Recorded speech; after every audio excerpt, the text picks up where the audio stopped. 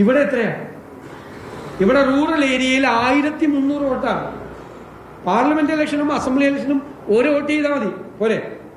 ഇവിടെ റൂറൽ ഏരിയയിൽ 3 വോട്ട് ചെയ്യണം. ഒരാൾ 3 വോട്ട് ചെയ്യാൻ പ്രായമായ ഒരാൾ, ഒരു 70 വയസ്സ് കഴിഞ്ഞ ഒരാൾ അല്ലെങ്കിൽ 80 വയസ്സ് കഴിഞ്ഞ ഒരാൾ വരുമ്പോൾ വോട്ട് ചെയ്യാൻ എത്ര സമയം എടുക്കും ഈ 3 വോട്ട് ചെയ്യാൻ? ഒരു മോക്ക് ഡ്രില്ല് നടത്തി അത് പരിശോധിച്ചാൽ ഈ 1300 പേർക്ക് 3 വോട്ട് വെച്ച് ചെയ്യാൻ പറ്റുമോ? ഒരു വോട്ട് മാത്രം ചെയ്യേണ്ട പാർലമെന്റ് അസംബ്ലി തെരഞ്ഞെടുപ്പിൽ ഇലക്ഷൻ കമ്മീഷൻ 1100 ചുരുക്കി, ഇവിടെ 1300 വർദ്ധിപ്പിച്ചു. അപ്പൊ പോളിംഗ് ബൂത്തുകൾ കുറച്ചു. പോളിംഗ് ബൂത്തിന് കഴിഞ്ഞ പ്രാവശ്യം നമുക്കറിയാം കോവിഡ് ആയിരുന്നു, ധാരാളം പോളിംഗ് ബൂത്തുകൾ ഉണ്ടായിരുന്നു.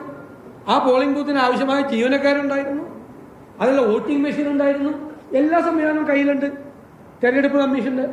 അപ്പൊ ഇവര് മനഃപൂർവ്വമായിട്ട് ഇത് വൈകിപ്പിച്ച് രാത്രി 10 മണിയായാലും പോളിംഗ് തീരില്ല.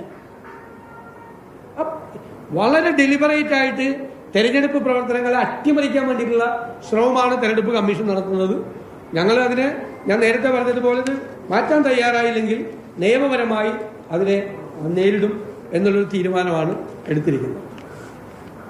രണ്ടാമതൊരു കാര്യം പറയാനുള്ളത്, ഈ കുറെ സമരമായിരുന്നു യൂണിവേഴ്സിറ്റികളിലെല്ലാം, ഭയങ്കര ബഹളമായിരുന്നു. CPM നേതൃത്വം എല്ലാവരും പറഞ്ഞത് അത് വർഗീയതയ്ക്കെതിരായിട്ടുള്ള പോരാട്ടമാണ്. ഈ വർഗീയതയ്ക്കെതിരായിട്ടുള്ള പോരാട്ടം എങ്ങനെയാണ് ഒരു സുപ്രഭാതത്തിൽ ആരും അറിയാതെ പെട്ടെന്ന് അവസാനിപ്പിച്ചത്?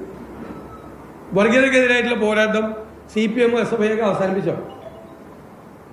ഇതെങ്ങനെയാണ് ഈ രാത്രിക്ക് രാത്രി സെറ്റിൽമെന്റ് ഉണ്ടാകുന്നത്? ഞങ്ങൾ നേരത്തെ പറഞ്ഞതാണ് ഇതെപ്പോഴും സെറ്റിൽമെന്റ് ആണെന്ന്. ഗവൺമെന്റ് എപ്പോഴെല്ലാം പ്രതിസന്ധിയിലാവും അപ്പോൾ ഒരു ഗവർണർ ഒരു പ്രശ്നം ഉണ്ടാകും. പിന്നെ ഈ വിഷയത്തിൽ നിന്ന് ശ്രദ്ധയിരിക്കാൻ വേണ്ടിയിട്ട് കുറെ സമരവും ബഹളമൊക്കെ നടക്കും. പിന്നെ കൂടിക്കാഴ്ചയായി മധുരമായതിലാണ് അത് സർക്കാരും ഗവർണറും തമ്മിലുള്ള ഒരു ഒത്തുതീർപ്പ് അല്ലെങ്കിൽ ഒരു കളിയാണ് എന്ന ആരോപണമാണ് അദ്ദേഹം ഉന്നയിക്കുന്നത്.